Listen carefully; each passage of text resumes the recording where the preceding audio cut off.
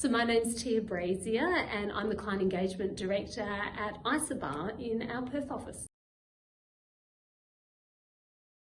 I think one of the biggest challenges that government is facing is the fact that there are so many different departments within the government sector, and all of them are at the moment very siloed, and I think it's about thinking about things a little bit differently and realising about the end user and that customer experience journey that every single citizen has to go through right now, and how we can actually future-proof and take away those pain points and make everyone more collaborative in their approach to make that experience a lot better for everybody involved, both internally as well as externally.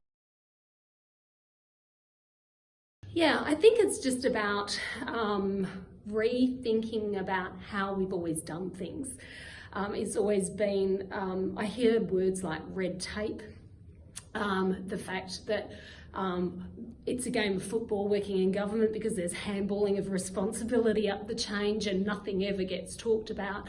And I think internally for a lot of government workers, it's the fact that we talk about these things but nothing ends up coming into place. So everyone gets disheartened when we talk about innovation or new technology or doing things differently.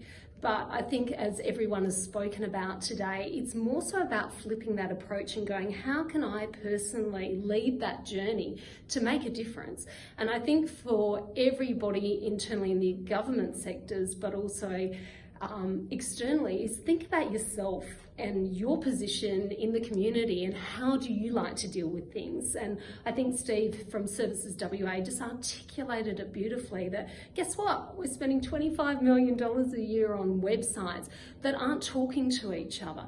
Now, how does that feel for the taxpayer or ratepayer that's not only having to provide the funds for this, but the pain points that they're going through? We want everyone to love the government, not hate them and be an angry end user at the end of it. We just want everyone to be a little bit happy and be excellent to each other.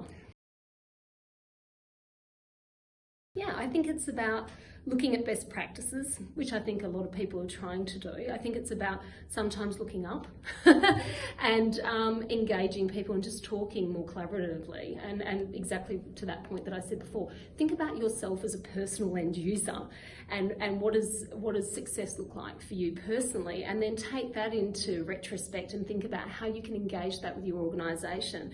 A lot of the stuff that we personally do at Isobar is we do a lot of workshops, and we do a lot of ecosystem mapping and future journey mapping, but also working out what's the current state of where you're at right now and where do you want that future state to be. And it's about realising that internally is where it starts, and talking about where everyone's current pain points are, and then going out there and doing the research to see where are the current pain points that externally it's happening and where do they marry up together. So I guess for us at Isobar, we are more of I'd say we're a bit of a marriage counsellor between external organisations and the internal ones. And we talk about the things that we tend to find in that silo approach. Everyone's experiencing very similar pain points. We're just not talking to each other. So it's about doing those sort of things with maybe external suppliers like some of the people that you're meeting today. It's about having someone externally come in and just ask those questions that everyone wants to kind of answer but have just been too afraid to, in a way. Not negatively, just they're just too busy doing what they need to do.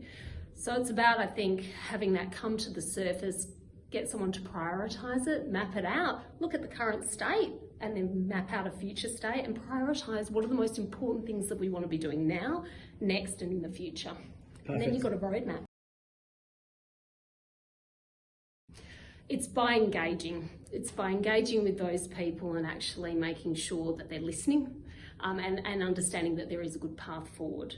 I think what everyone is trying to look at is how do we bring funds in, but I think what we're talking about today is everyone's concerned about cybersecurity first and foremost, and that is imperative. But I think one step before even worrying about setting up processes and system is first of all thinking, well, how do we go about that and what is the mindset? So I think it's the biggest change of what we need to do first is trust these suppliers, that they're not just out for the money. It's about making change that is going to be a big ecosystem that we're all going to experience and use, and future-proof.